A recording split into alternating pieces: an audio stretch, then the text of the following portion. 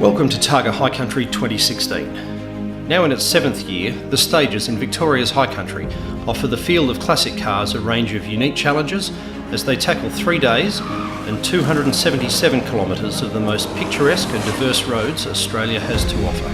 Mount Buller and Mansfield's got some phenomenally good roads. Yeah, it's a real privilege to be able to take the cars out on them. We knew these would be good roads because we'd competed, we're up to about a dozen Targa Tasmanias, weren't we? Yeah, at that stage, yeah. And we realised that particularly the Eildon-Jamison Road would be a most incredible stage.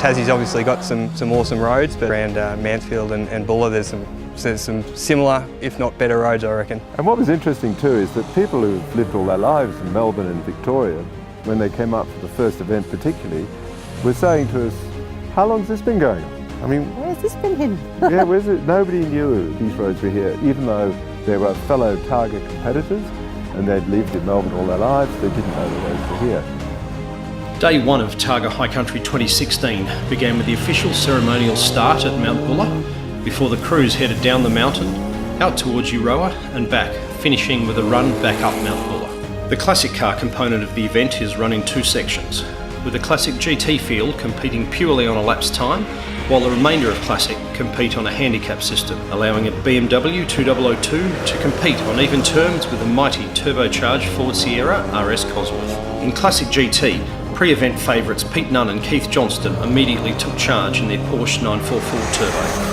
the pair showing no nerves after their off at Targa Tasmania, to lead Mick Downey and Jared Vandenacker's Tirana and the V8 Triumph TR7 of Craig Hazeman and Julie Borman. By day's end, the Porsche duo held a 52-second lead over the Tirana. Really good day. We took a while to get in a groove because of our off in Targa, so I was waiting for everything to feel right before we pushed, but our times have been good. We know the car's good and we'll give it a bit of love tonight and get ready for tomorrow. The car's going well.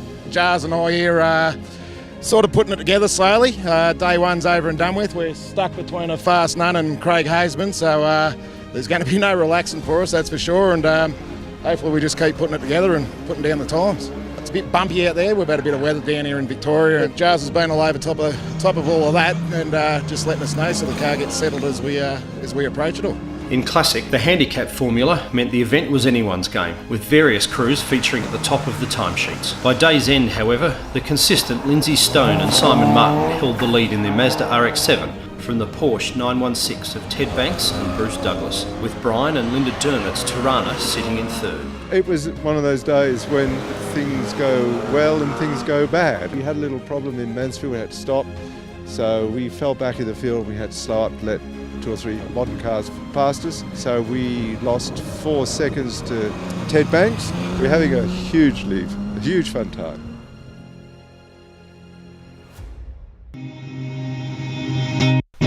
The second day dawned with grey skies and rain, with Marimba particularly slippery.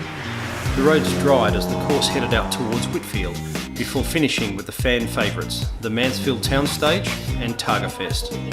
The big mover over the course of the day was the combination of Nick Prieston and Dylan Braithwaite. They took their Fiat from overnight 5th up to 3rd at the lunch break at Pizzini Winery, a position they held over the final 3 stages of the day. Lindsay Stone and Simon Martin held on to their lead out front, despite an off-road excursion, to finish 1 minute 39 seconds clear of the 1971 Porsche 916 of Ted Banks and Bruce Douglas. Prieston was a further 40 seconds back, with local favourites Brian and Linda Dermott in the Tirana finishing the day at Mansfield's street stage and Targa Fest just 2 seconds further back. The black stuff was kind to us for most of the day until it dried and we caught one slippery little corner. We took a detour off the road but just knocked over a sapling and got back on the road, and as the navigator tells me we're only a few seconds down, so I'm really pleased. Yesterday we had alternator problems, today we've come off a little bit. Hopefully tomorrow's smooth run. It's snowy and cold and sleety this morning, but once we got down the mountain and halfway through Bar White and discovered where the grip levels were, and it's been excellent all day. Really looking forward to tomorrow, and hopefully we control it and the car does its bit and we finish well. In Classic GT, overnight second placed Mick Downey and Jared Vandenacker were handed a 10-minute penalty for a technical infringement. This shook up the competitive order with a Triumph TR7 V8 of Craig Hazeman and Julie Borman moving up to second. In third was another yellow classic, the Jaguar XJS of Mark Hammond and Lisa Duncan.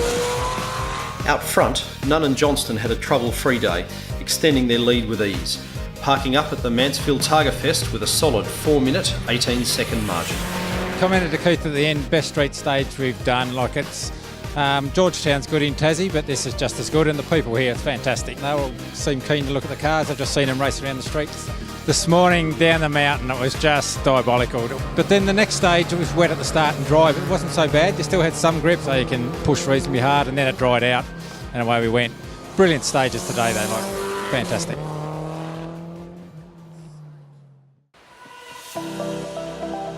The third and final day of Targa High Country featured a massive 125 kilometres of stages, including the incredible twists and turns of the 40 kilometre long Eildon and Jamison stages, before finishing with a final shootout up Mount Buller.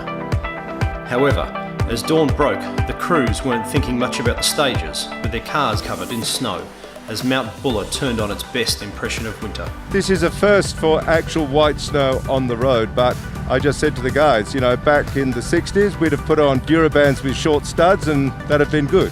It's good that it's happening in the morning because generally it'll clear by the afternoon. It's not good when it happens in the afternoon on the way up the mountain. That's something that's not very enjoyable.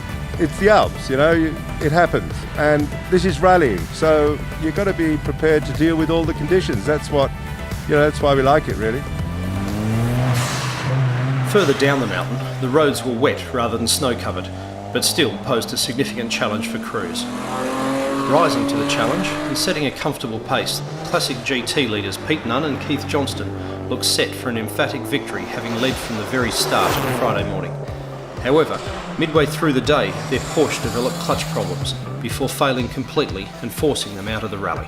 Got to the end of the stage, worked out we didn't have a clutch anymore. We still drove, just did most of it in fourth gear and just changed a few times without the clutch. And I went, no, this will all be good. Got to the end of the stage, turned it off to do the report at the end of the stage, went to start it and the whole thing locked up. Nunn and Johnston's misfortune handed victory to the hard-charging TR7 V8 of Craig Haseman and Julie Borman. With the Yellow Triumph having been subject to its own share of bad luck in the past, Haseman was justifiably relieved to make it to the finish line of Targa High Country 2016. Sunday's always tough out in the office out here, and it's always a day where things fall apart or come together. We've had it fall apart before a few times, and the really tough stage is 40Ks, and it's tough on the car and tough on everybody, so just to make it to the end is a cool thing. Behind, the wailing Jaguar XJS of Mark Hammond and Lisa Duncan made it a yellow 1-2 in Classic GT, with Roger Lohman and Annie Bainbridge's Datsun 240Z rounding out the podium. Yeah, we've had a really good rally. We haven't been short of a few issues, but yeah, we managed to get up here in second spot, so we're wrapped. It's been really good. I mean, we've had the mix of all sorts of weather, and as usual, it's great roads and great people. And you know, Annie and I have had a fantastic time here this year. It's been really good. In Classic, Lindsay Stone and Simon Martin continued their strong run, holding off the fast-finishing Porsche 916 of Ted Banks and Bruce Douglas to lead the event from start to finish.